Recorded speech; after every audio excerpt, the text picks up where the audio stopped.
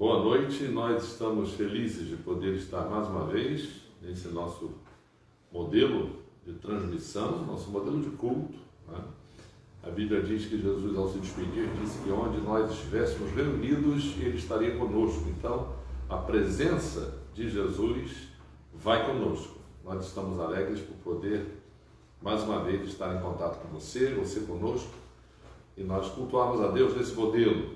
Nós estamos já nos aproximando, algumas reuniões já estão sendo feitas, e a gente vê no Face alguns pastores marcando os próximos cultos. Vamos ficar atentos ao que as autoridades sanitárias vão dizer, e aí, quem sabe, a gente já pode marcar um retorno. Vamos continuar orando por essa agenda da pandemia, que a gente sabe qual é, a necessidade da mudança de hábitos, a necessidade de uma seriedade de comportamento, da vacinação, essas questões todas que a gente tem acompanhado.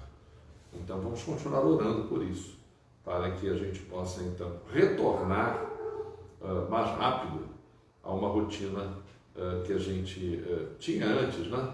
Vai demorar um pouco a se encaixar naquele mesmo modelo lá de trás, mas vamos ver se a gente consegue, com esse meio período aí de já vai quase 1 ano e meio, a gente aprender até valores relacionados ao nosso modelo de comportamento, ao nosso relacionamento humano, ao aproveitamento do meio ambiente, até próprio cuidado com a saúde, enfim. Vamos orar? Senhor, nós agradecemos esse momento de culto, obrigado pela estrutura que a gente tem aqui e também por todos que estão nos assistindo, obrigado pelas igrejas, a nossa congregação, as demais igrejas, e essa fase que nós estamos enfrentando, que daqui seja para melhor. Continuamos agradecendo aos médicos, enfermeiros, a todos aqueles que estão na linha de frente, continuamos pedindo consolo para aqueles que perdem. Nós reconhecemos que aqueles que têm fé em Jesus, a perda é menos dolorosa, mas nós reconhecemos que há dor. Então pedimos para todo tipo de pessoa, então pedimos o teu consolo. E quem sabe, Senhor, as pessoas que ainda estão mais desesperadas, elas possam reconhecer aquilo que a tua palavra promete em termos de vitória sobre a morte. Nós agradecemos por essa oportunidade de culto, esteja conosco em cada parte. Nós oramos em nome de Jesus. Amém. Amém. Convidamos você a abrir a sua Bíblia na Carta aos Hebreus. Nós estamos fazendo uma sequência de sermões na Carta aos Hebreus. Convidamos você a ler a carta. Inclusive, a gente disse aqui que o nosso modelo de slide, o nosso modelo de argumentação no sermão, é um modelo que procura ler com você a Carta aos Hebreus, estimular você a fazer as suas próprias anotações, a compreender a importância dessa carta. É uma carta que a gente não conhece o autor, ela ficou batizada de Carta aos Hebreus, porque o assunto dela é um assunto que procura chamar a atenção de toda a estrutura religiosa do Antigo Testamento. Inclusive, uma das razões de Jesus ter sido morto foi a queixa dos religiosos do tempo, a irreverência de Jesus. Então, a Carta aos Hebreus procura dizer como que, ao contrário, Jesus ele era um cumprimento da realidade, toda aquela realidade que o Antigo Testamento anunciava. Na verdade, era algo, as estruturas religiosas do Antigo Testamento, os cerimoniais do Antigo Testamento, as personalidades do Antigo Testamento, como o sacerdote, era como se fosse uma profecia, um indicador de que em Jesus tudo aquilo teria um cumprimento real, verdadeiro. E isso é muito difícil. O ser humano abrir mão de uma tradição religiosa para o quê? A aventura da fé. A aventura da fé. Então, tudo naquela religião apontava para o cumprimento que em Jesus se concretizou. Esse é o assunto da carta aos Hebreus. Eu convido você a ler comigo, quer dizer, conosco, nós vamos ler aqui alternadamente, no capítulo 7, os versículos de 4 a 10. Capítulo 7 da carta aos Hebreus, versículos de 4 a 10. Nós vamos ler aqui leitura alternada, eu vou ler os versículos pares e a minha congregação aqui comigo vai ler os versículos ímpares, não é? Então vamos lá? Hebreus 7, 4 a 10. Abriu sua Bíblia? Considerai, pois, como era grande esse a quem Abraão, o patriarca, pagou o dízimo, tirado dos melhores despojos. Ora, os que dentre os filhos de Levi recebem o sacerdócio têm mandamento de recolher, de acordo com a lei, os dízimos do povo, ou seja, dos seus irmãos, embora tenham estes descido de Abraão. Entretanto, aquele cuja genealogia não se inclui entre eles, recebeu dízimos de Abraão e abençoou o que tinha as promessas. Evidentemente, é fora de qualquer dúvida que o inferior é abençoado pelo superior. Aliás, aqui são homens mortais os que recebem dízimos, porém ali aquele de quem se testifica que vive. E, por assim dizer, também Levi, que recebe dízimos, pagou-os na pessoa de Abraão. Porque aquele ainda não tinha sido gerado por seu pai, quando Melquisedeque saiu ao encontro deste.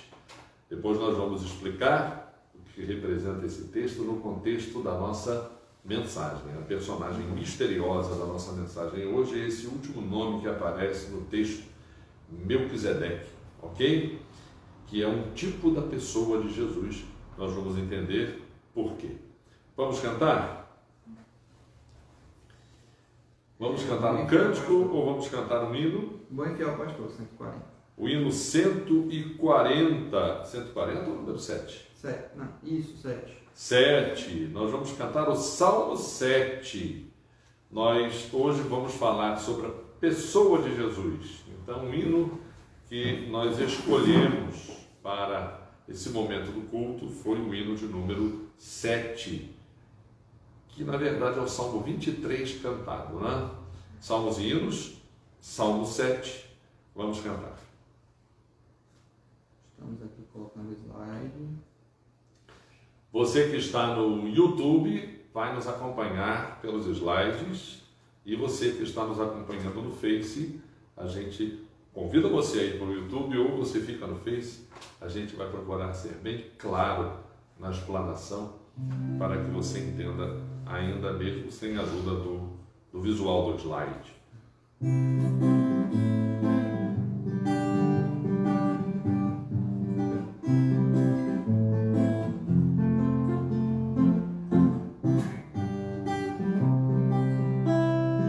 Bom e fiel pastor, meu Senhor Jesus, e nada poderá faltar por onde me conduz. Abraço verde bom, me faz encaminhar, e junto às águas puras vem deixar-me descansar. O bom pastor fiel, dirige em retidão, com terno e muito paciente amor, meu frágil coração. E quando o fim chegar, da vida temporal, no céu sem medo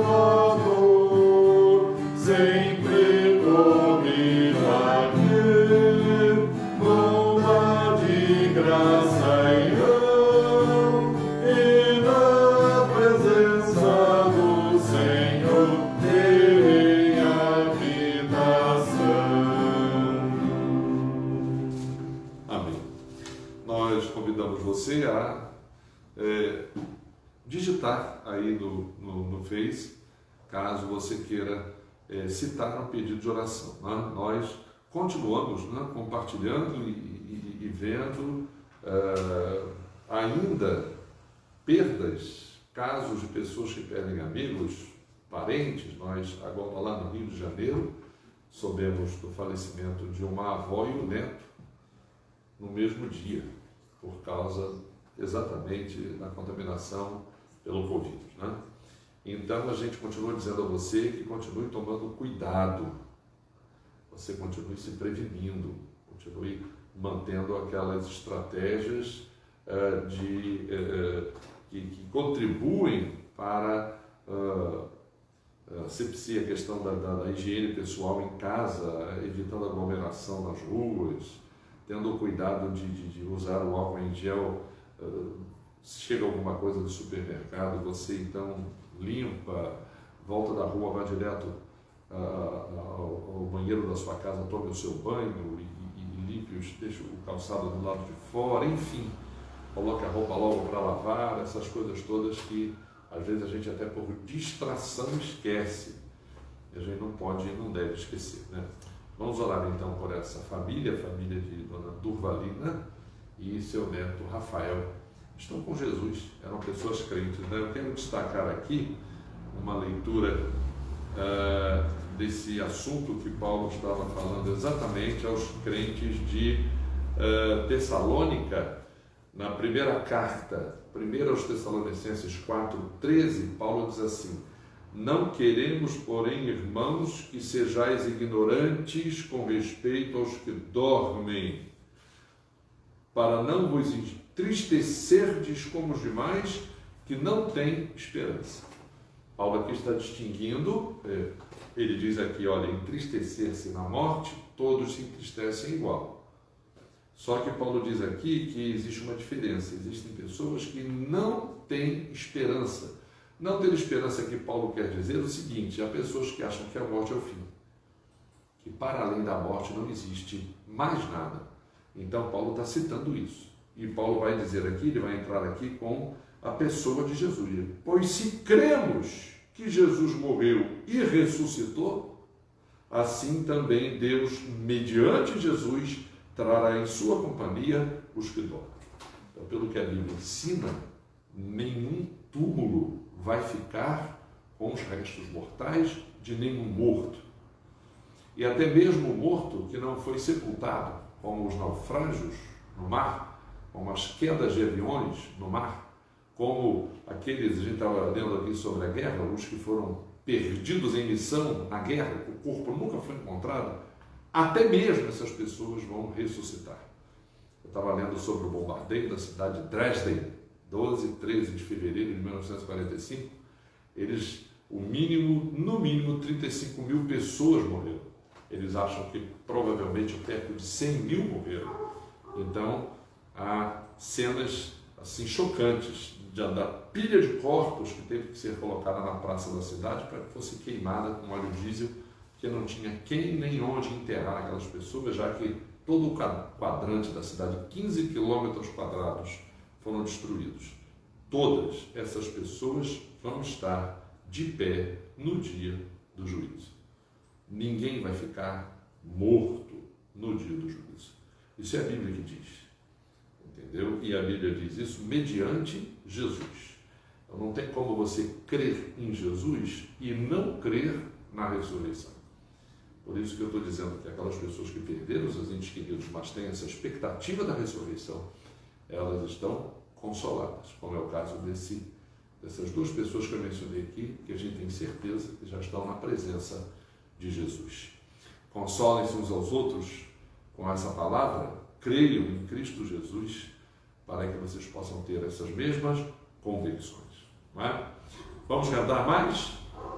Vamos. Um hino? Um cântico. Ele vem para te salvar. Ele vem para te salvar. Essa mensagem da carta aos Hebreus, ela é uma mensagem que tem essa ênfase. Esse Jesus veio para nos salvar.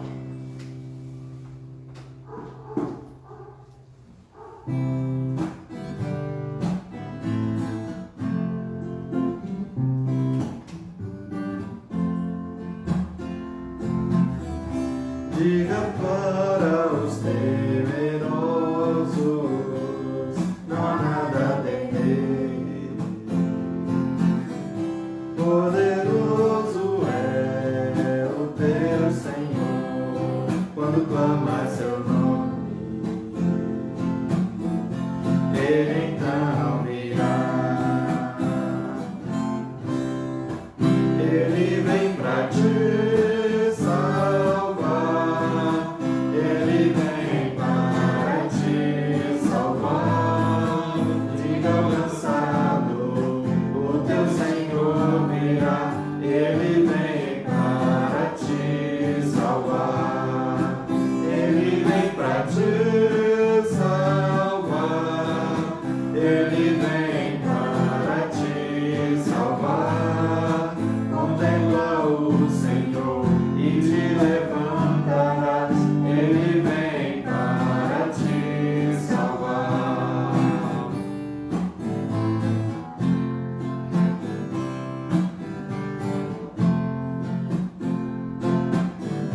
Diga para os abatidos,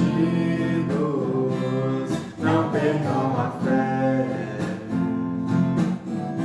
Poderoso é o teu Senhor, quando clama seu nome, Ele então virá. Ele vem pra te salvar. Ele vem para te salvar. Diga ao cansado, o teu Senhor virá. Ele vem para te salvar. Ele vem para te salvar. Ele vem para te salvar. Contempla o Senhor e te levantarás. Ele vem para te salvar. Ele é o teu escudo em meus lutas, um refúgio na tempestade, uma torre na tristeza, fortaleza em meio à batalha. Ele vem pra te salvar. Ele vem para te salvar. Diga ao cansado, o teu Senhor virá.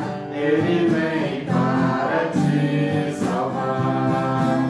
Ele vem para te salvar. Ele vem para te salvar. Contempla o Senhor e te levantarás. Ele vem para te salvar. Contempla o Senhor e te levantarás.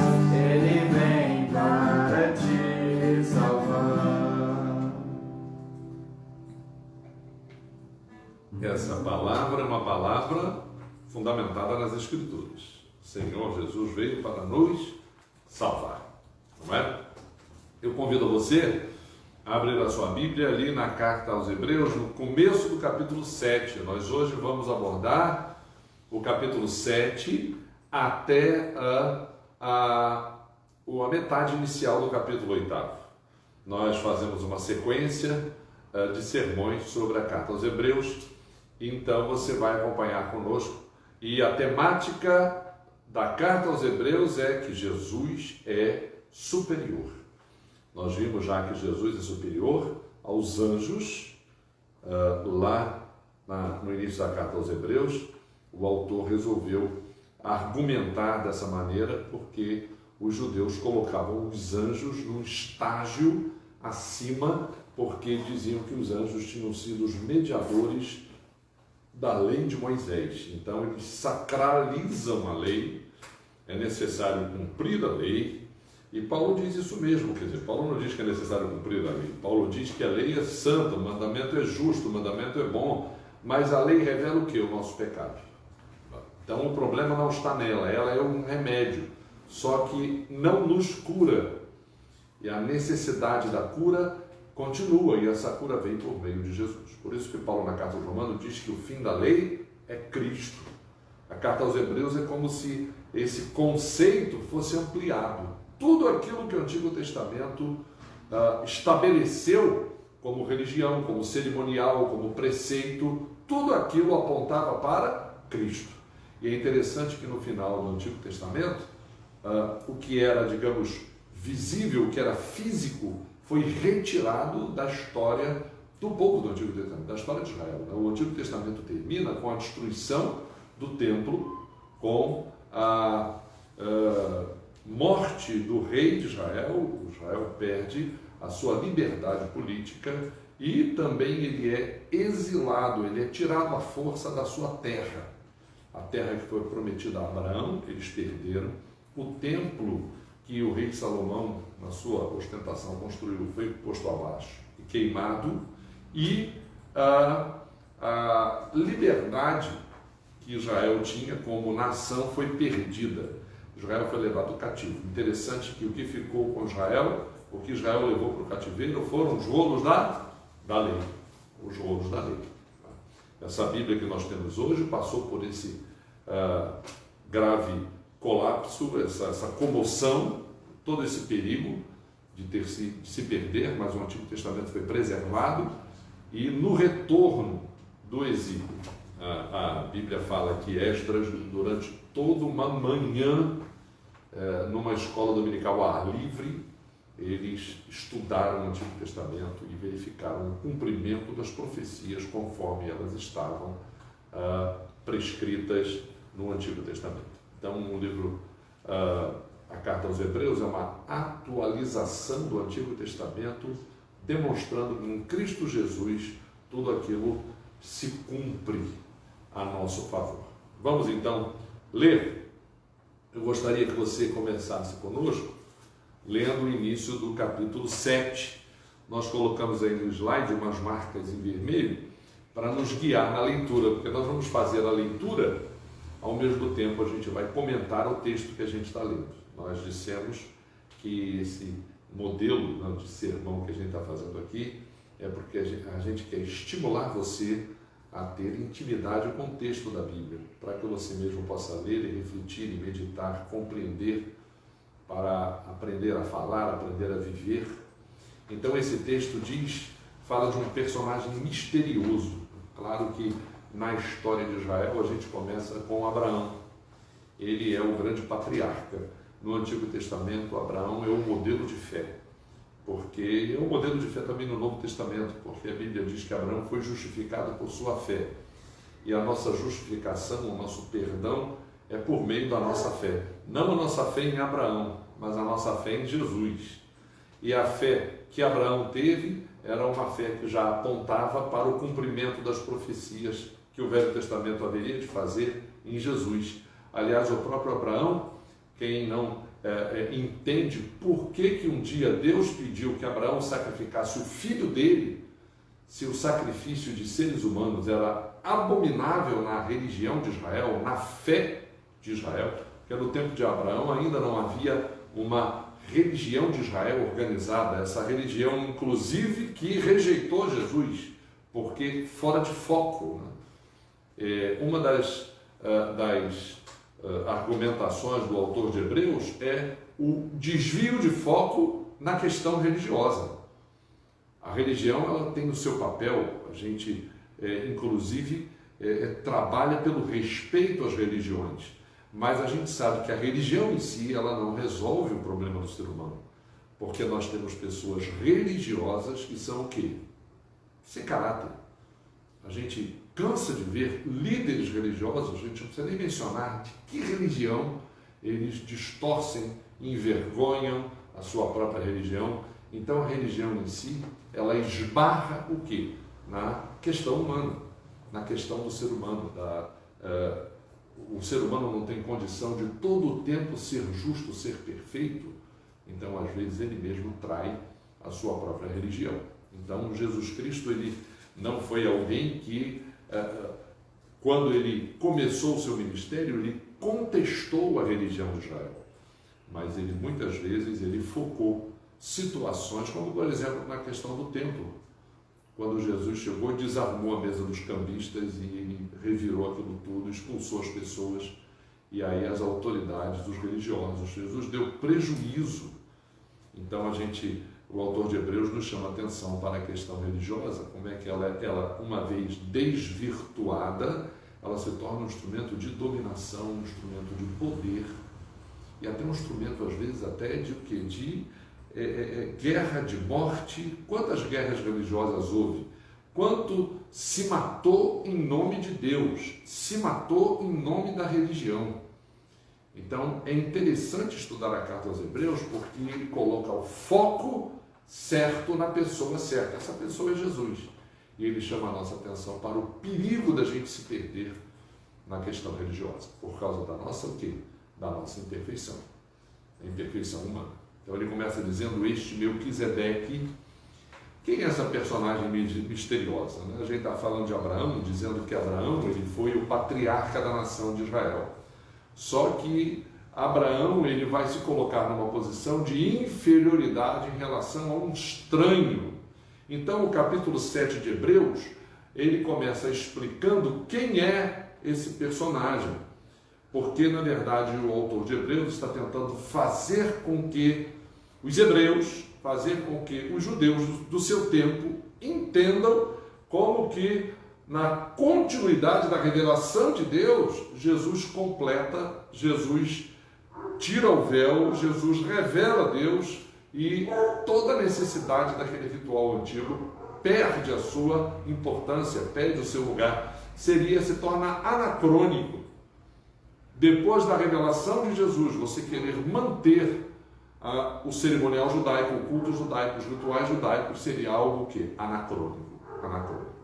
Então ele começa a revelar: olha, acompanhe o meu raciocínio, é como se o autor de Hebreus dissesse isso. Esse Melquisedeque, quem ele é? Rei de Salém. A palavra Salém significa paz, não é? Rei de Salém. Salém era a cidade de Jerusalém antes que ela fosse ocupada, como é hoje ocupada pelos judeus. A gente sabe que a cidade de Jerusalém, hoje em dia, ela foi na guerra de 1967, na chamada Guerra dos 6 Dias, a parte de Jerusalém que estava com os árabes foi tomada pelo povo judeu. Mas até hoje o Estado de Israel é dividido entre árabes e judeus. Então essa questão está ainda viva, a questão de a quem pertence a cidade. E esse Melquisedeque era rei de Salém, era sacerdote de Deus. Como? Então a questão que o autor de Hebreus vai colocar é essa: raciocinem comigo. Se vocês dizem que Abraão é pai da fé, que Abraão foi o primeiro a ser chamado por Deus para uma religião monoteísta, para uma fé sem idolatria, por que Abraão, então, ele vai e encontra um sacerdote do Deus Altíssimo, um sacerdote do Deus Todo-Poderoso? Quem é esse personagem? Então, esse personagem misterioso vai sendo desvelado na argumentação do autor de Hebreus. Ele é o rei de Salém, ele é um sacerdote do Deus Altíssimo, saiu ao encontro de Abraão quando Abraão voltava da guerra. Abraão estava como um hóspede na terra de Canaã, que é hoje a Palestina, e havia cidades-estado naquela região.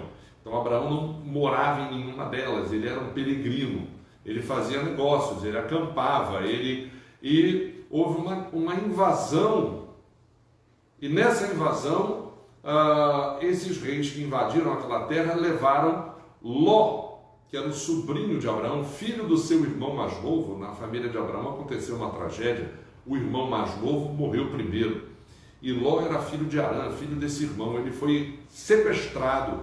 Abraão esperou, usou uma estratégia, contratou mercenários. Abraão tinha o pessoal dele, mas tinha também mercenários naquela terra, e atacou de surpresa os reis quando eles achavam que não iam ter mais resistência, que eles já tinham vencido todo mundo. Abraão, muito provavelmente numa marcha puxada dia e noite, eles atacaram de surpresa esses reis, recuperaram com vida Ló e todos os despojos, tudo aquilo que os reis haviam roubado. Então Abraão volta dessa guerra e a primeira coisa que ele faz, ele vai devolver os despojos. Ele vai dizer para os homens daquela terra: olha, a única coisa que eu tirei dos despojos é o pagamento dos meus mercenários.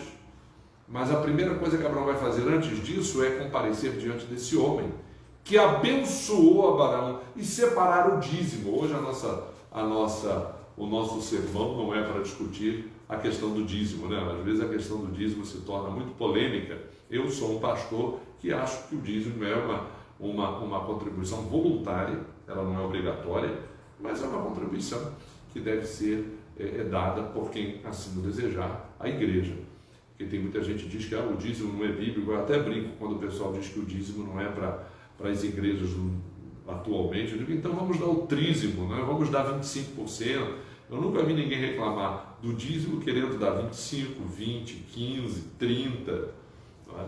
Aí diz, não, a gente é voluntário. Sim, voluntário, claro, é voluntário. A Bíblia fala da oferta do dízimo e fala da oferta alçada. Eu fui criado numa família desde muito pequeno com muita dificuldade financeira. A gente morava numa casa alugada de um quarto só e a casa tinha umidade, e depois a gente foi morar num outro apartamento. Eu sei a dificuldade que meus pais tiveram para pagar aquele apartamento, o financiamento daquele apartamento, mas nunca deixaram de dar dízimos e nunca deixaram de dar além do dízimo. Então, a gente não vai discutir, a gente só vai argumentar aqui hoje sobre dízimo, mas dizer que quem é menor dá o dízimo para quem é maior. Então a argumentação do autor de Hebreus é que esse Abraão, que é o pai da nação judaica, aquele que acolheu toda a profecia a respeito do povo de Israel, a profecia a respeito do descendente de Isaac, que foi Jesus. A gente está mencionando aqui o sacrifício de Isaac. Abraão, Deus pediu que ele sacrificasse Isaac, e não existia sacrifício humano na religião de Israel. E Abraão, o autor de Hebreus vai dizer isso, Abraão, ele no coração, que ele levanta o cutelo para matar o filho, e ele só não matou Isaac porque um anjo impediu isso. É raro que os anjos apareçam no mundo físico e façam uma interferência no mundo físico, mas às vezes acontece. E aí aconteceu de Abraão não matar o seu filho. E isso era uma profecia para a morte de Jesus. Tanto que Jesus, quando uma vez discutia com os judeus, fala: Abraão viu o meu dia. Por que a Bíblia diz que Abraão viu o meu dia? O próprio autor de Hebreus confirma isso, porque Abraão viu o filho morto, porque no coração ele ia obedecer a Deus e matar o filho. Mas foi impedido. Então por quê que não foi Isaac, o filho único? Ele era o filho da promessa, ele era o filho das profecias. É porque o descendente de Abraão, o descendente de Isaac, que era Jesus, que é o Filho de Deus, esse é que haveria de morrer. É essa a personalidade principal do livro de Hebreus. Mas o autor vai lá atrás no Antigo Testamento, coloca essa personagem, Melquisedeque, para mostrar: Abraão era menor que Melquisedeque. Abraão acolheu em si as profecias em relação ao Messias. Deus fez com que Abraão, num momento de um conflito terrível na vida dele, quase que entendesse que tinha que sacrificar para Deus o próprio filho, para que Abraão entendesse que o sacrifício futuro seria o sacrifício do Filho de Deus.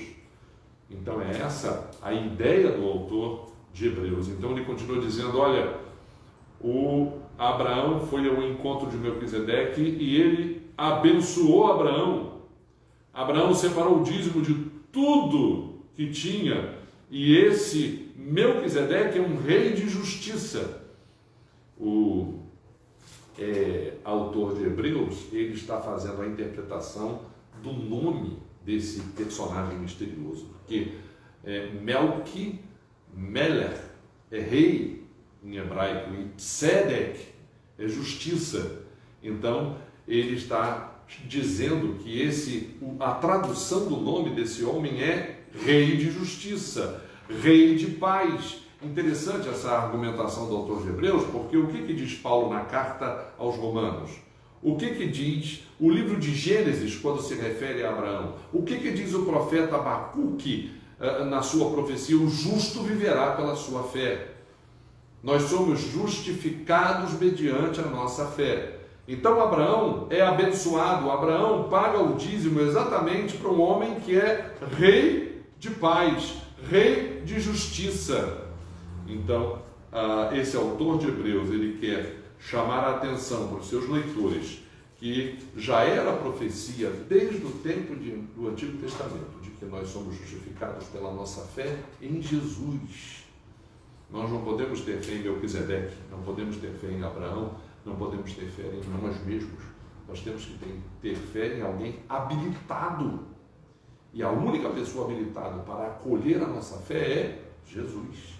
Vamos ler Romanos capítulo 5, 1 e 2. Eu vou pedir a alguém aqui da minha congregação que leia esse versículo para mim. Melquisedeque, rei de justiça, Melquisedeque, rei de paz. Vamos ler então Romanos 5, 1 e 2. Justificados, pois, mediante a fé, temos paz com Deus, por meio de nosso Senhor Jesus Cristo, por intermédio de quem obtivemos igualmente acesso, pela fé, a esta graça, na qual estamos firmes, e gloriamo-nos na esperança da glória de Deus. Amém. Medite nesse texto, né? Acolha esse texto no seu coração. Nós somos justificados mediante a fé e temos paz com Deus por meio de Jesus Cristo. Interessante como que nesse ato de Salomão, de ser abençoado por um rei chamado Melquisedeque, estava já profetizada essa questão de que nós somos justificados por fé e por meio da justificação pela fé nós temos paz com Deus por meio de Jesus Cristo. O esforço da argumentação do autor de Hebreus é que o judeu dava muito valor à genealogia, muito valor. O judeu ele setorizava. No tempo de Jesus, por exemplo, a nata da sociedade judaica era a nata dos sacerdotes. Havia 2 partidos políticos no tempo de Jesus, que eram os saduceus e os fariseus, tremendamente ligados ao sacerdócio levítico. Os saduceus, eles eram o partido ligado à estrutura, à administração do templo, e os saduceus e os fariseus ligados às sinagogas. Então, o ritual das sinagogas era regido, era supervisionado, era fiscalizado pelos fariseus. E o ritual do templo era fiscalizado pelos saduceus. E no Sinédrio, no Sanedrim, ou Sinédrio, que era o tribunal judaico, que funcionava com permissão dos romanos, esse tribunal tinha metade de saduceus, metade de fariseus. Então é muito difícil uma argumentação que faça com que seja deslocada dessa estrutura rígida, ritual, sacerdotal. Então, a primeira coisa que o autor de Hebreus vai dizer é que Melquisedeque quebra essa história de genealogia. Ele não tem princípio de dias, ele não tem fim de existência, ele não tem pai e mãe. Claro, né? Que é tudo o contrário. Melquisedeque, ele teve princípio e fim. Claro, Melquisedeque teve pai e mãe, mas ele está querendo que os seus leitores enxerguem Jesus por trás de Melquisedeque. Né? É muito difícil as pessoas crerem em Jesus, né? As pessoas põem um monte de obstáculo entre elas e Jesus. E Jesus é o único mediador entre nós e Deus. Então, na verdade, a pessoa de Jesus era para tirar a venda dos nossos olhos. É para que todos os obstáculos e empecilhos que existam sejam desfeitos, uma vez que a gente esteja o quê? Diante da pessoa de Jesus. Isso está escrito em 2 Coríntios. Eu vou pedir de novo que alguém aqui leia para mim 2 aos Coríntios, capítulo 4, para que eu quero que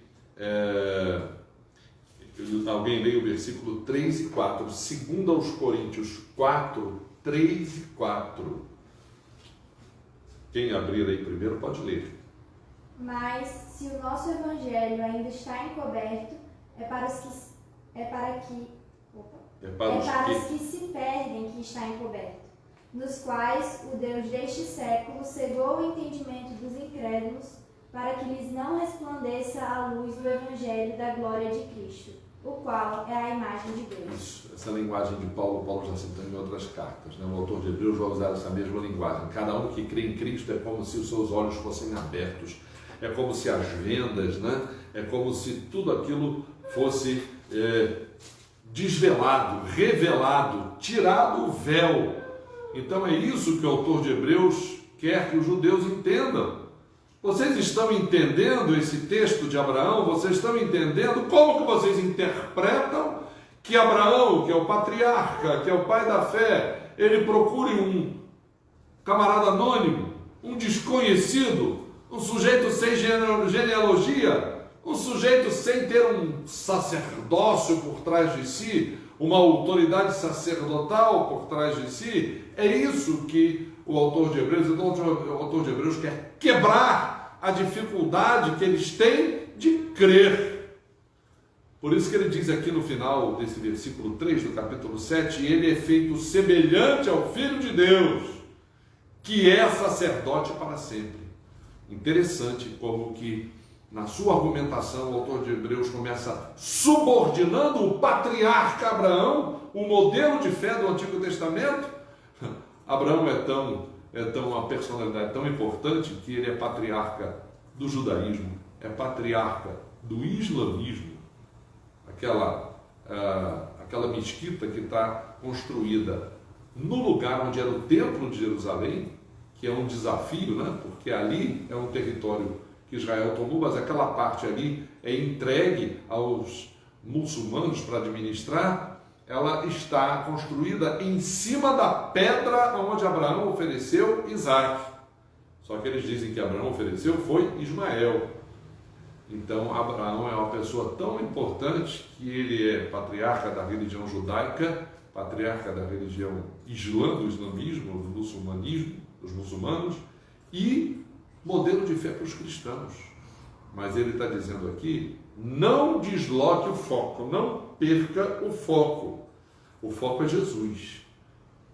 Temos que enxergar por trás dessa figura misteriosa a pessoa que permanece sacerdote para sempre, que é Jesus. Aí ele vai dizer, o autor de Hebreus, nesse outro slide, considerai, pois, como era grande esse a quem Abraão, o patriarca, pagou o dízimo tirado dos melhores despojos.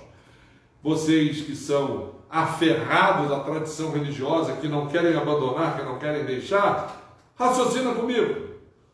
Abraão é menor do que esse homem, ora. E aí ele vai continuar na argumentação dele, né?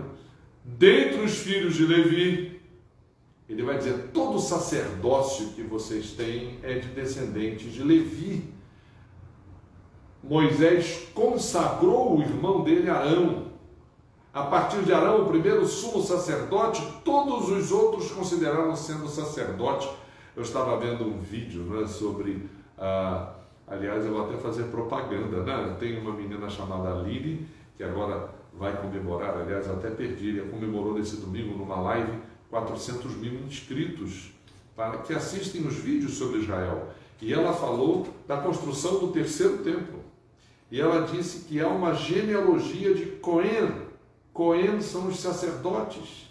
Ela chegou a dizer que a família da mãe dela pertence a essa tradição judaica. É isso que o autor de Hebreus está argumentando aqui. Vocês falam dos filhos de Levi, mas os filhos de Levi se ajoelharam diante de Melquisedeque, porque os filhos de Levi que receberam um sacerdote humano, um sacerdote que tem princípio e fim, um sacerdote que precisa que um substitua o outro porque o anterior morre, um sacerdócio de pessoas que são pecadoras, um sacerdócio de pessoas que são imperfeitas, que têm que oferecer sacrifícios pelos seus pecados, que tem uma preocupação tremenda, quase que uma neurose com o pecado, com o erro. Há uma preocupação tremenda com a possibilidade de pecar. Às vezes o meu cunhado falava de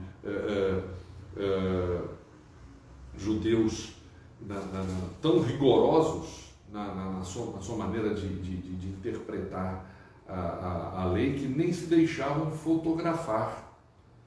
Não farás para ti imagem que seja idolatria, uma imagem do Deus invisível.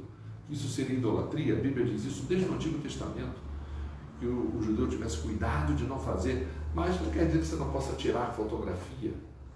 Então são judeus ortodoxos, muito radicais, Então eles não deixam nem se fotografar. Meu cunhado, morando ali em São Paulo, num bairro onde havia próxima uma sinagoga, ele falou isso, é um rigor. Então, uma espécie de neurose com relação ao pecado, à desobediência da lei. É isso que o autor de Hebreus está dizendo.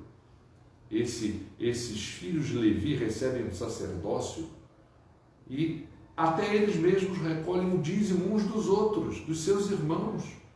Eles descenderam de Abraão e eles têm autoridade para recolher o dízimo, mas esse de quem eles descenderam, aquele cuja genealogia não se inclui entre eles, olha a questão da genealogia aí, recebeu o dízimo de Abraão. É como se ele dissesse assim: o levita que recebe dízimo dos próprios judeus pagou o dízimo para um estranho.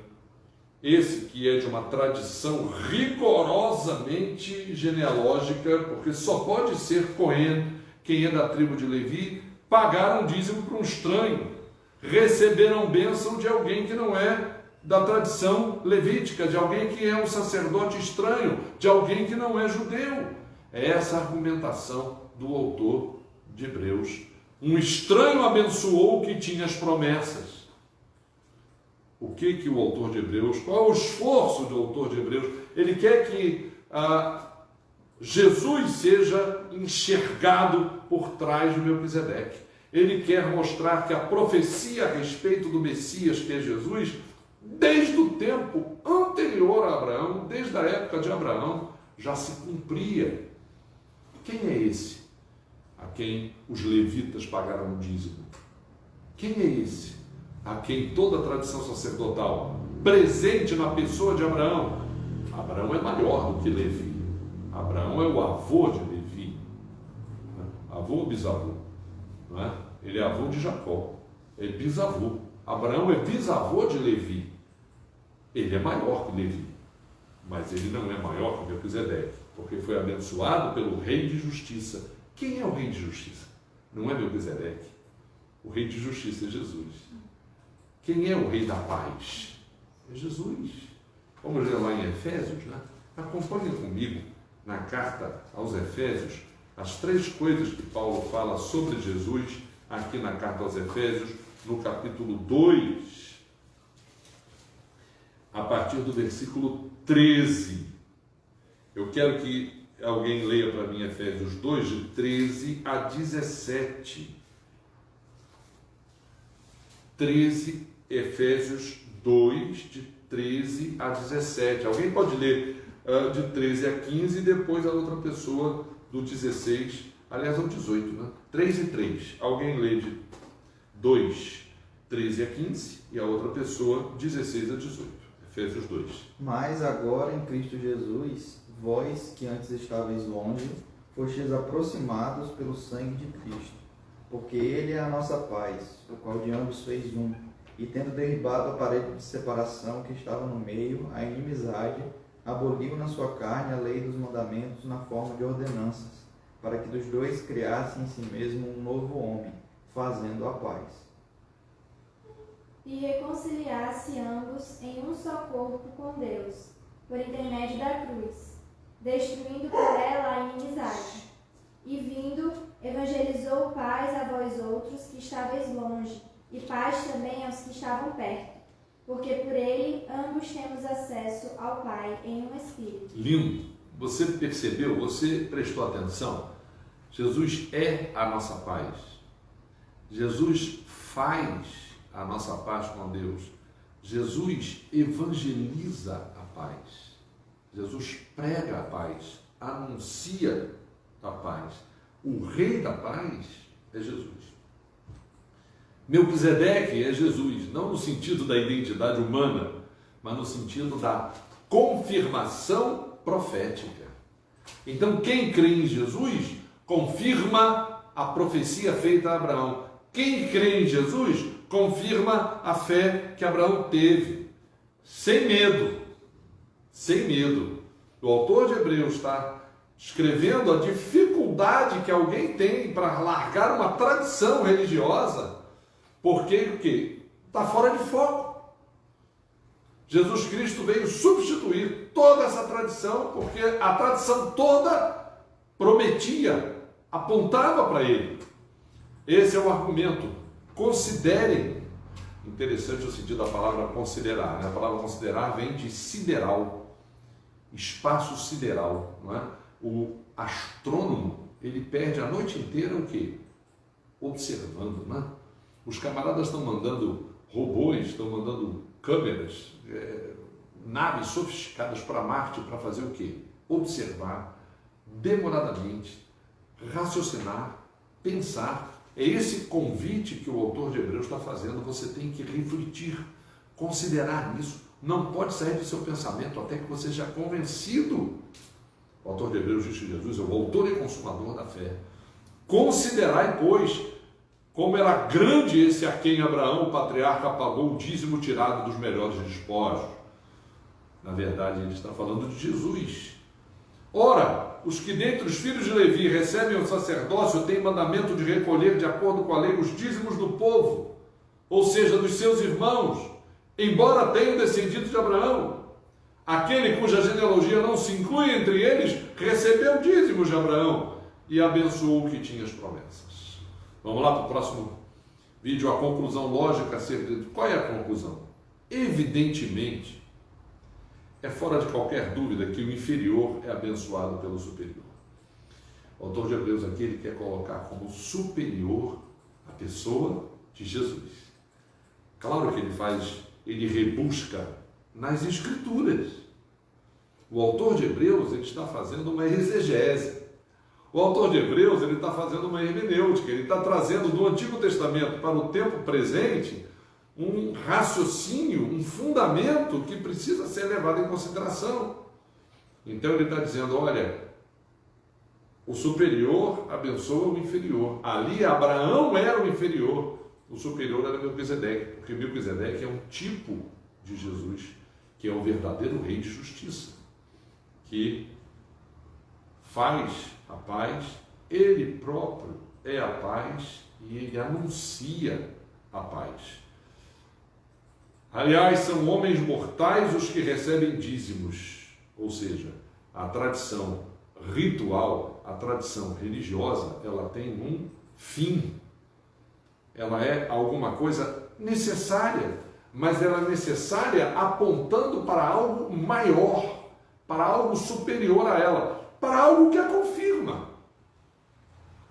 Uma religião que, vamos supor uma religião que só diz que a vida até o túmulo.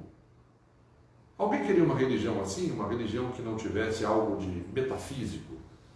Além da física, além do... Ninguém queria uma religião dessas. Então há uma religião que promete, o que ela promete? Então, na verdade aqui, o autor de Hebreus, ele não está desmerecendo a tradição religiosa do Antigo Testamento, mas ele está dizendo, olha, o foco dela, a promessa dela, ela se concretiza na pessoa de Jesus. Eu me lembro uma vez que eu estava com uma camisa escrito em hebraico, era uma camisa que eu tinha, escrito Rabarim Shel Israel, Hamishia Hotzer Haretza, que é amigos de Israel. O Messias vai pisar no chão, ele vai voltar para a terra. O Messias já veio.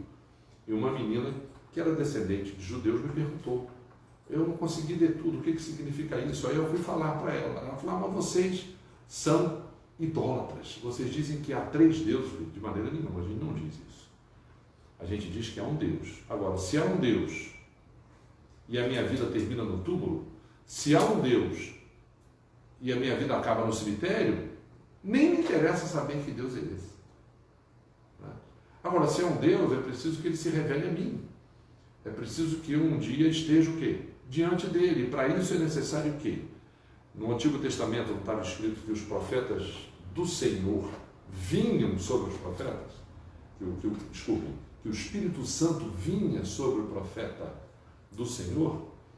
Então esse Espírito Santo existe na criação, não está lá no Gênesis? No princípio criou Deus os céus e a terra era sem forma e vazia, e o Espírito de Deus pairava por sobre as águas.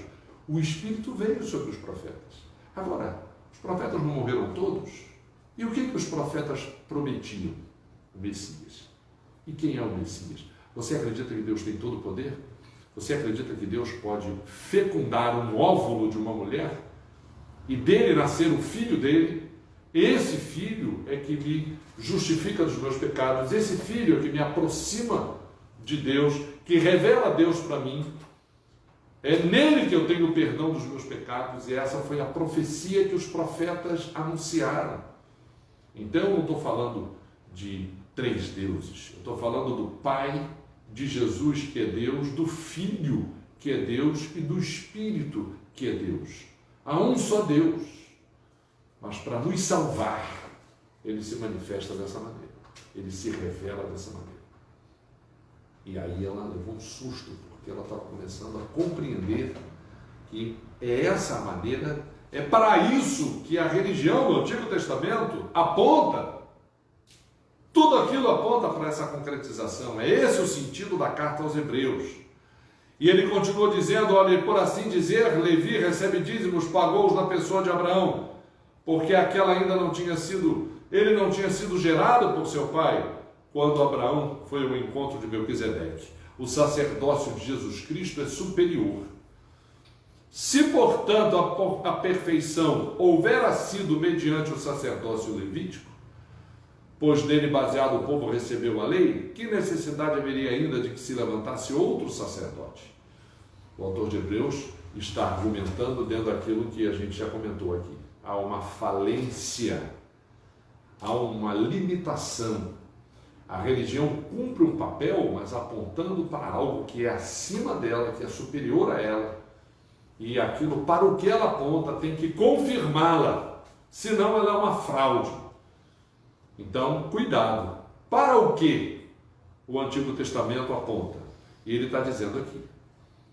Esse sacerdócio, o que adiantou o sacerdócio se todos são mortais?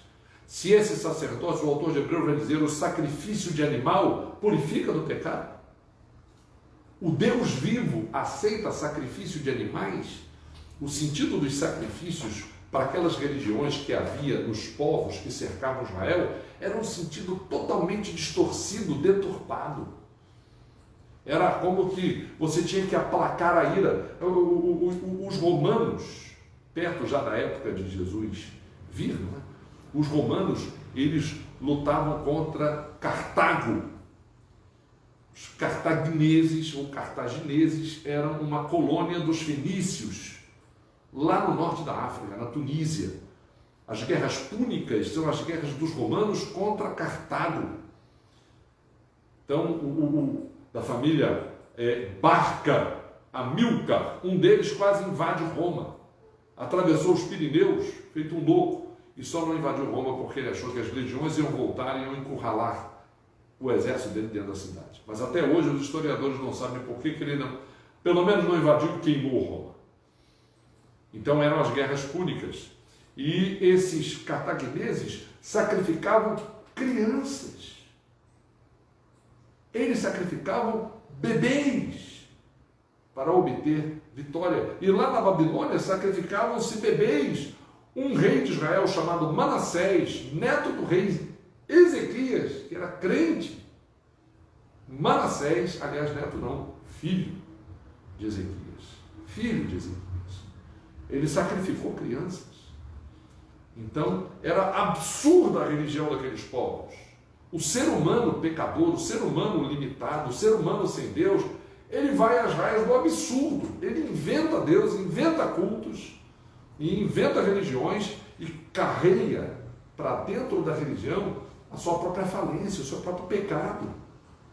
Há religiões absurdas, que não fazem sentido nenhum. Claro que nós somos chamados ao respeito das religiões, nós respeitamos todas elas, mas há religiões absurdas e que não levam a nada, que deixam o ser humano dentro da sua própria falência, seja falência moral, falência espiritual, falência biológica, humana, o que for, falência de valores. É para isso que o autor de Hebreus está chamando a atenção, não é? Que necessidade haveria de um outro sacerdócio? Mas houve, segundo a ordem de Melquisedeque, que não é contado segundo a ordem de Arão. Então, o sacerdócio de Arão aponta para uma realidade maior, que já existia antes dele. Porque em Abraão, Arão e todos os seus levitas, todos os seus filhos, ofereceram sacrifício, ofereceram dízimo a alguém maior do que eles, que era Melquisedeque. Na pessoa de Abraão, quem ofereceu o sacrifício não foi Abraão, foi Melquisedeque. Quem recebeu o dízimo não foi Abraão, foi Melquisedeque. É isso que ele está dizendo aqui. Quando se muda o sacerdócio, mudou o sacerdócio há muito tempo. Por quê? Jesus Cristo revelou-se. Ah, mas ele não é da tribo de Levi. Exatamente isso, ele não é da tribo de Levi, ele é da tribo de Judá. Ele é da tribo de Judá e ele é sacerdote segundo uma ordem superior à ordem de sacerdócio da tribo de Levi. Uma ordem superior a Abraão. Jesus é superior a Abraão. Jesus é superior ao sacerdócio levítico. Assim como um ser humano chamado Melquisedeque era superior a Abraão, superior ao sacerdócio levítico. Aquele de quem são ditas estas coisas, Jesus, pertence a outra tribo da qual ninguém prestou serviço ao altar. É evidente que nosso Senhor procedeu de Judá, tribo a qual Moisés nunca atribuiu sacerdotes. Mas você sabe por que Judá é o herdeiro da promessa de quem descende Jesus, não é? Porque Levi e Simeão praticaram uma chacina. Lembram disso? Jacó teve 12 meninos e uma menina chamada Diná. E ela casou com o rei, o príncipe, o filho do rei de Siquém. Na verdade, não foi um casamento, não é? Eles tiveram uma relação amorosa e ela engravidou. Eles se humilharam diante de Jacó, propuseram casamento, pediram perdão, Jacó concordou. Só que Simeão e Levi planejaram uma chacina. Disseram que todos aqueles homens teriam que se circuncidar, depois de adultos. E todo mundo sabe o que é circuncisão, né? Um adulto circuncidado fica 5 dias, até que desinflame, né, a glande, a cabeça do membro do homem. E eles ficaram no 2º, 3º dia, no pior das inflamações. Eles foram atacados por Simeão e Levi, talvez mais alguém junto com eles. Eles mataram todos os homens de Siquém. Por isso que eles não foram tidos como legitimamente descendentes de Abraão, no sentido de acolher a promessa do Messias. Foi Judá. Então ele está dizendo aqui, olha, houve uma mudança no sacerdócio. Então aqui o autor de Hebreus está te ensinando a romper com o sentido da tua religião, se ela não aponta para a pessoa de Jesus. E ele vai na religião, na tradição judaica, e diz que toda ela aponta para Jesus. Então ele convida a colocar em Jesus o foco. E a gente convida, o autor de Hebreus convida, e a gente convida você a colocar em Jesus o foco. Porque Jesus é superior à própria religião de Israel, ele é superior a qualquer religião. Jesus é superior a qualquer religião. Jesus é dado por Deus no lugar de toda religião. Jesus não fundou uma religião. Jesus é o sacerdote da nossa fé, superior a qualquer tipo de religião. Eu botei um quadro ilustrativo, não é? O sacerdócio de Jesus é superior. Vamos comparar? Você pode ler ali o sacerdócio levítico, mas você pode, como eu já falei aqui, colocar qualquer religião que você queira aqui nesse lugar. Não é? Levítico, pela ordem de Moisés e Arão. Coloca o nome do líder de qualquer religião aqui. Não é? Jesus, Melquisedeque, ele não era contado pela ordem de Arão. Por isso que ele aponta para a pessoa de Jesus. O sacerdócio levítico não foi perfeito. O sacerdote para o qual Melquisedeque aponta é perfeito. Eles receberam, os levitas receberam, pelo sacerdócio levítico, Israel recebeu a lei. Mas o sacerdócio de Melquisedeque aponta para aquele por quem nós recebemos a graça. O que é graça? Lei é aquilo que nos aponta o nosso pecado. É como se nós estamos vivendo um dilema com o Covid, porque a gente já sabe o que é, mas não tem o remédio ainda que pode curar definitivamente. Ele está no esforço de prevenir a contaminação por meio de vacinas. Mas às vezes você não conhece a doença. No caso da lei, ela diz qual é a doença, mas ela não tem a cura. A nossa doença é o pecado. A cura é a graça de Deus por meio de Jesus. O que nós vimos aqui? Jesus é a nossa paz. Pecado significa uma dívida que não se pode pagar com Deus. Mas Jesus é a paz. Ele faz a paz por meio da morte na cruz. E ele anuncia a paz. Quem anuncia o Evangelho, quem anuncia a paz, o faz em nome de Jesus, garantido no que Jesus fez. Mandado segundo os homens, o sacerdócio levítico, uma religião, qualquer religião é um mandado de homens. Mas Melquisedeque aponta, essa personagem misteriosa aponta para um mandado que vem da parte de Deus. Poder de vida dissolúvel. Qualquer religião, qualquer líder de religião morreu. O único túmulo vazio de alguém é o túmulo de Jesus. Moisés, Arão, qualquer um daqueles sacerdotes, todos eles têm um túmulo entre nós. O túmulo de Jesus ficou vazio. É um poder de vida indissolúvel. A vida que Jesus dá, ela não se dissolve, ela não vira pó, ela é indissolúvel. O mandado para o sacerdócio de qualquer religião, para qualquer religião, ou para o sacerdócio da religião dos judeus, é finito. Era revogado, tinha que ter uma continuidade, porque o sacerdote morria. Jesus morreu, mas ressuscitou, senão a gente não estava aqui falando dele. É um mandado eterno, é irrevogável. O sacerdócio de Jesus é eterno. O sacerdote da nossa fé é Jesus. O sacerdote do livro de Hebreus é Jesus. Melquisedeque aponta para Jesus. Todo o povo de Israel, todo o povo judeu, representado em Abraão, ofereceu o dízimo a Melquisedeque. Melquisedeque ofereceu um sacrifício ao Deus Altíssimo, porque ele era superior a Abraão. Esse homem, Melquisedeque, aponta para a realidade que se cumpre em Jesus. Você tem a escolha de ficar perdido no meio da sua ou qualquer religião. E o convite para que o teu foco seja colocado na pessoa de Jesus, para que seus olhos sejam abertos e para que o Espírito de Deus ilumine as trevas que existem no teu coração, no meu coração, na mente, e revelem a pessoa de Jesus. Qualquer sacerdócio é mutável, o sacerdócio de Jesus é imutável. Jesus é superior sacerdote. Qual o reforço do argumento que ele usa? A confirmação. É muito mais evidente. A semelhança de Melquisedeque se levantou outro sacerdote, que não é constituído conforme a lei de mandamento carnal, a lei dos homens, mas um poder de vida indissolúvel. Estava lá no quadro. Porquanto se testifica, está lá nas Escrituras, tu és sacerdote para sempre, segundo a ordem de Melquisedeque. Conclusão, por um lado, revogou-se a anterior ordenança. A coisa mais difícil para muitas pessoas é abrir mão da tradição religiosa que tem. Eles se aferram na tradição religiosa, sem saber qual é o foco. Qual é o foco? Às vezes as pessoas se confundem dentro de uma tradição religiosa, porque perdem o foco.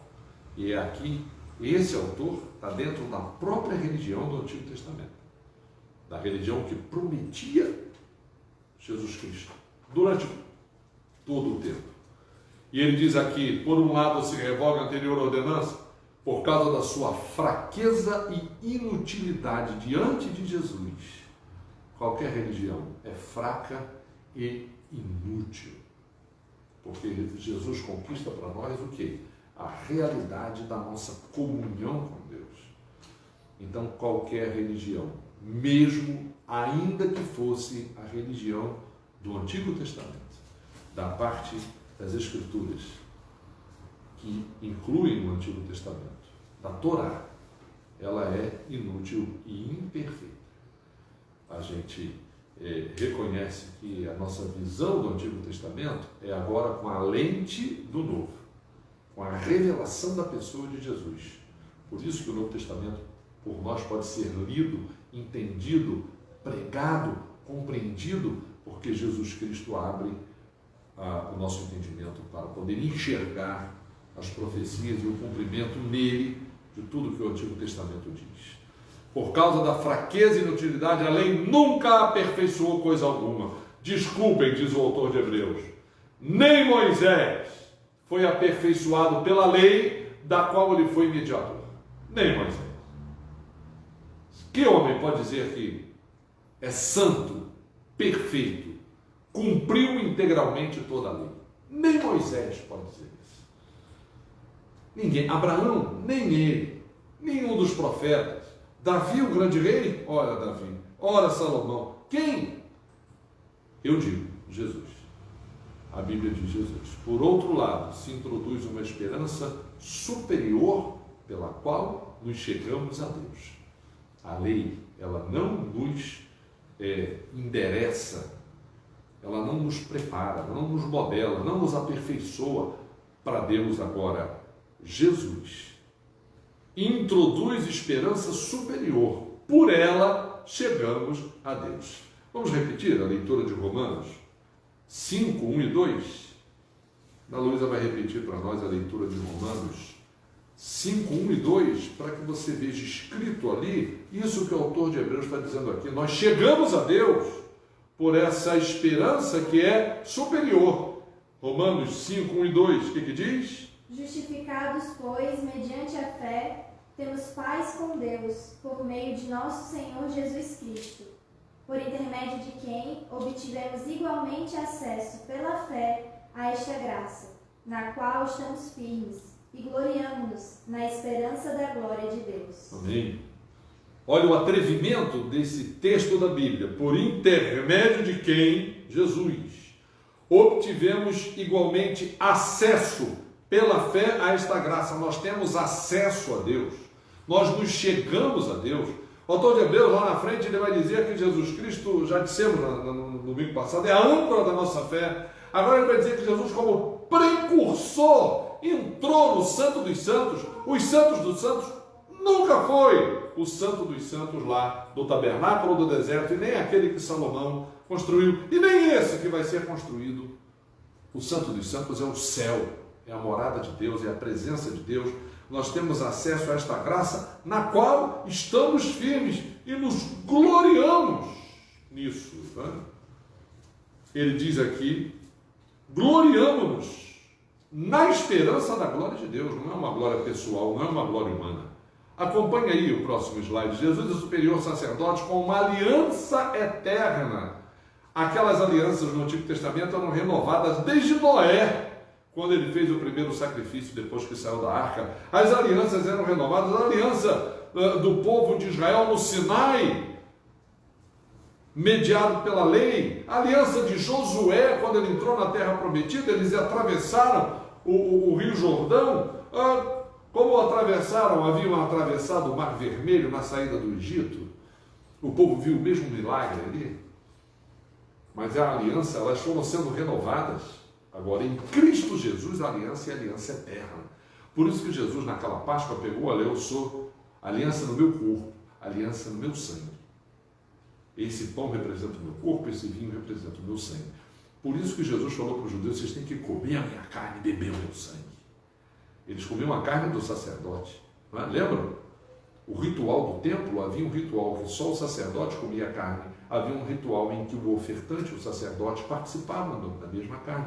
Lembram dos filhos de Samuel, que metiam um garfo na panela, levavam a carne de maneira irreverente, violando o sacerdócio? Os filhos de Samuel, que eram igual aos filhos de Eli.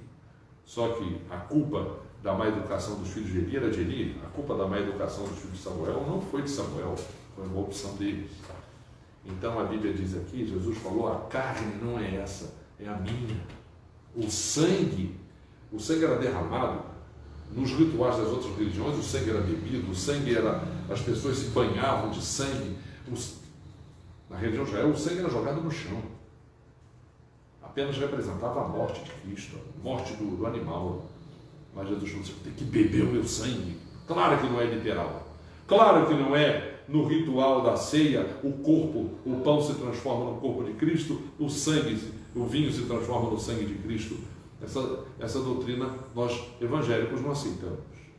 É a participação que o Espírito Santo nos dá, nos confere em Cristo Jesus.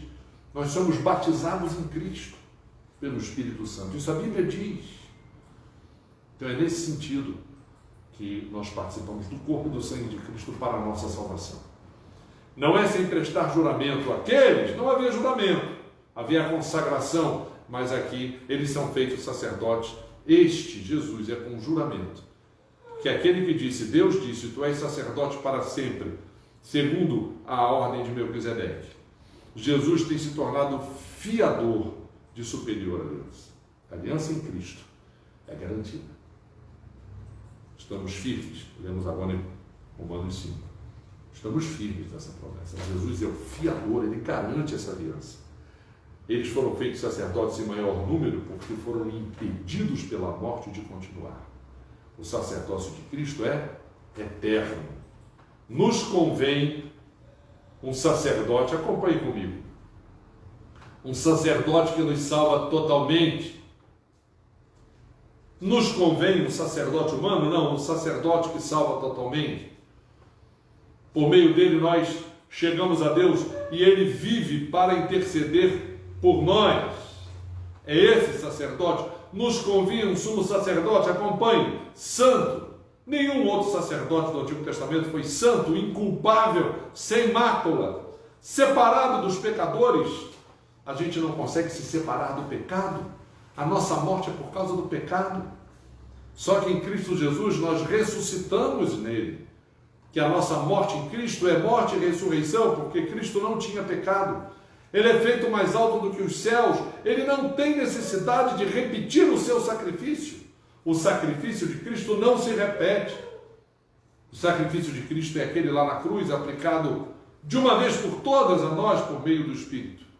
Ele não tem necessidade de sacrificar pelos seus próprios pecados. Jesus não tem pecado, depois pelo do povo. É um sacrifício só, definitivo. Fez isso uma vez por todas, quando a si mesmo se ofereceu. A lei constitui sumos sacerdotes a homens sujeitos à fraqueza, mas a palavra de Deus, que é posterior à lei, fez de Jesus um um sacerdote perfeito para sempre. Olha aí no quadro, o sacerdote humano é feito sacerdote em maior número porque é impedido pela morte de continuar. Jesus pode salvar totalmente os que por ele se chegam a Deus, vivendo sempre para interceder por eles. O sacerdote humano tem necessidade, como os sumos sacerdotes, de oferecer todos os dias sacrifícios pelos seus pecados e pelos pecados do povo. Isso parou. Essa tradição terminou. Em Cristo Jesus, a realidade é, ele não tem necessidade de oferecer todos os dias sacrifícios pelos seus próprios pecados, porque Jesus não tem pecado.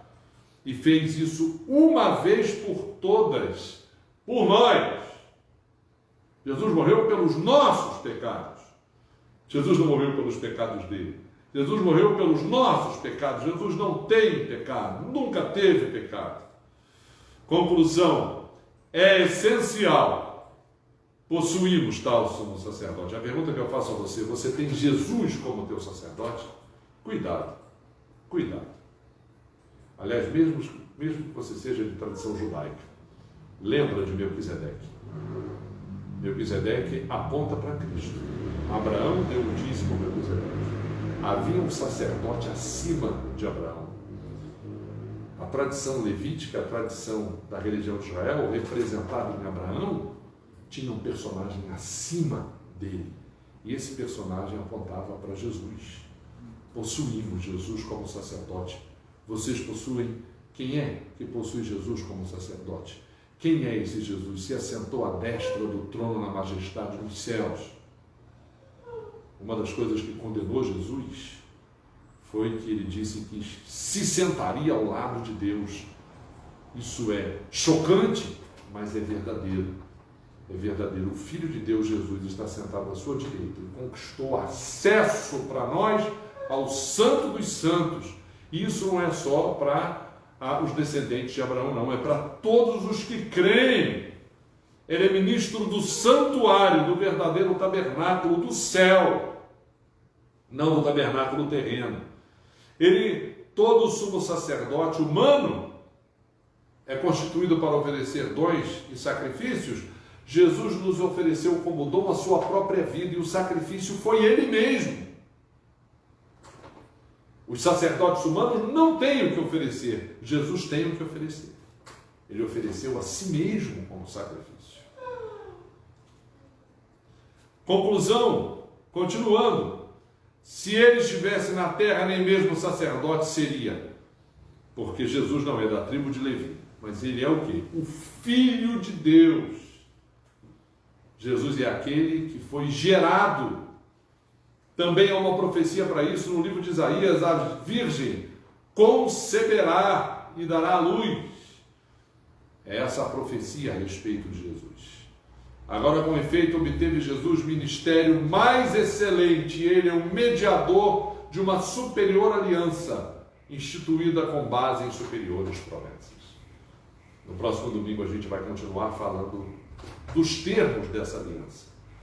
Por ora basta a gente terminar dizendo que temos Jesus como nosso sumo sacerdote à direita de Deus, conquistou para nós lugar no santuário. Eu voltei o slide para a gente rever a conclusão, não é? E ele tem a oferecer a sua vida como dom e o seu sacrifício como sacrifício permanente e eterno.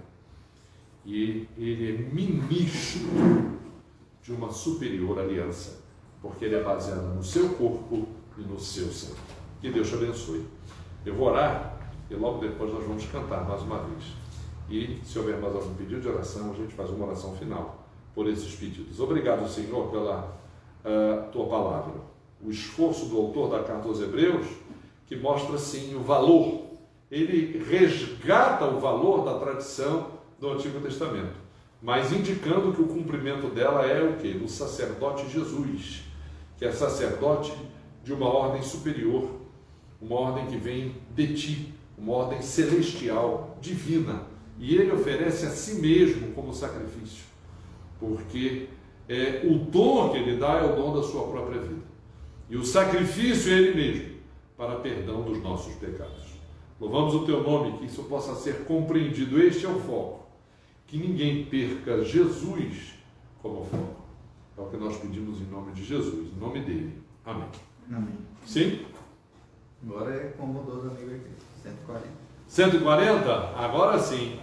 Você vai cantar conosco em Salmos e Hinos o hino que fala da personalidade desse amigo, desse bondoso amigo que é Jesus. 140 cantando conosco?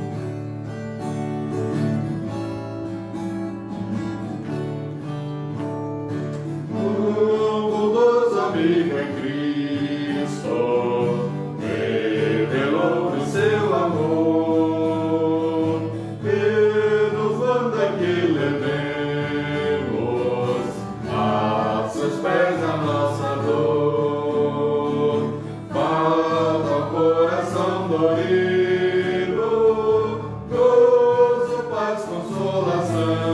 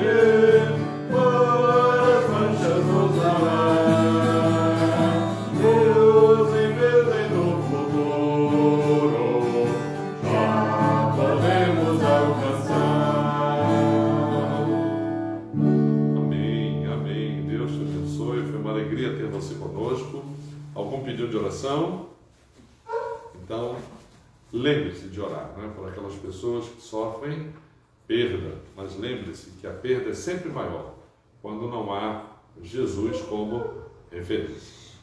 Ok? Terça-feira que vem, na graça de Deus, continuamos com o estudo de Provérbios, 19 horas no Acre, 21 horas, hora de Brasília. Muito obrigado.